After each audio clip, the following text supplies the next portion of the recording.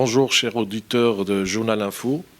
Aujourd'hui, on a un sujet important, c'est le rôle du notariat dans l'amélioration du climat des affaires au Maroc. Comme vous le savez, chaque année, il y a un rapport de Doing Business qui émane de la Banque mondiale, qui donne un classement des pays par rapport à l'efficacité de la réglementation en vigueur sur le climat des affaires.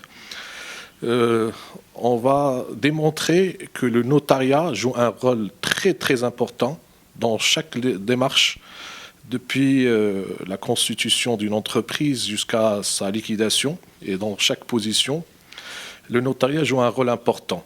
Je vous donne un exemple pour le classement du Doing Business des pays. Par exemple, une réglementation inefficace ou inadéquate peut étouffer l'activité économique. Un simple exemple, il faut consacrer 10 heures, et c'est suffisant à Zincapour, par exemple, pour effectuer une formalisation d'exportation, contre 200 heures au Cameroun ou à la Côte d'Ivoire.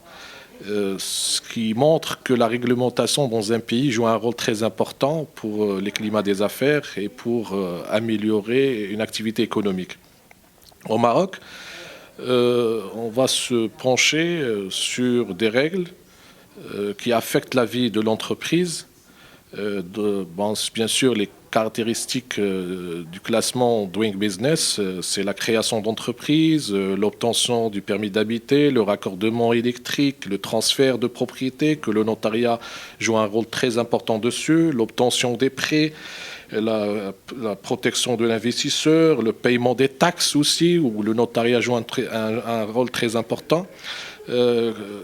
Par exemple, la création d'entreprises, avec la création de la plateforme de l'Empic, avec la nouvelle réglementation, c'est une avancée où, bien sûr, les notaires vont être présents. On était toujours présent dans le focus qui a traité le dossier de l'Empic pour la création d'entreprises. Aussi, on est aussi membre du focus de l'obtention du permis d'habiter avec la plateforme Rojas, aussi une digitalisation importante que le gouvernement a entamée.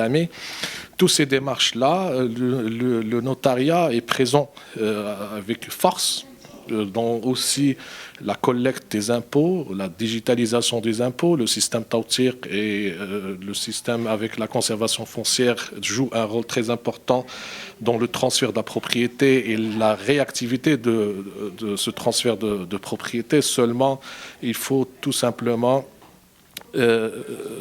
passer avec une vitesse supérieure et analyser d'une manière critique ces avancées pour améliorer encore les climats des affaires. Par exemple, on va dire que parfois il y a des réglementations, certes, qui évoluent dans ce domaine, mais qui restent inhibées par l'imperfection de la réglementation. Au niveau de la conservation foncière, on sait qu'il y a une digitalisation, il y a un envoi par voie électronique du notaire des actes, mais malheureusement, on reste toujours inhibé par le dépôt physique des dossiers et qui entraîne aussi un retard extraordinaire au niveau du traitement des dossiers de la conservation foncière, donc un retard au niveau du transfert de la propriété, donc peut-être on peut avoir une régression. Certes, le Maroc a une évolution remarquable depuis 2010 à 2020, il a gagné quand même des places, il était 128e et il atteint 53e, donc c'est une évolution importante